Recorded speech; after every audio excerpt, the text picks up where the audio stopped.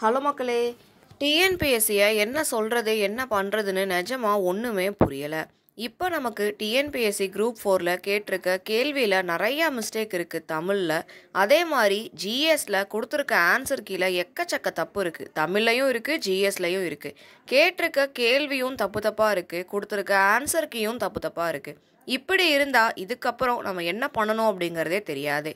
Group 2 மெயின்ஸில் language அப்படிங்கிறது இப்போ நமக்கு கிடையாது.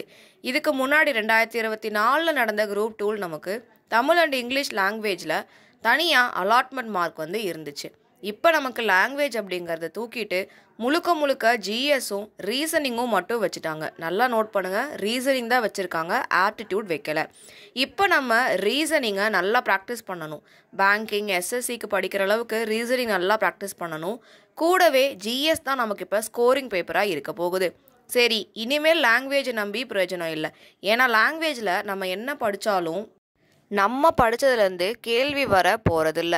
சரி, ஓகே, ஜிஎஸ்ஸை படித்து ஸ்கோர் பண்ணுறதுக்கு முயற்சி பண்ணலாம். இனிமேல் ரெஃபரன்ஸ் எல்லாம் படிக்கலான்னு பார்த்தா ஆன்சர் கீயை தப்பாக கொடுத்து வச்சுருக்காங்க. இந்த நிலைமை கண்டிப்பாக மாறணும். அப்போ தான் நம்மளால் மார்க் வாங்க முடியும்.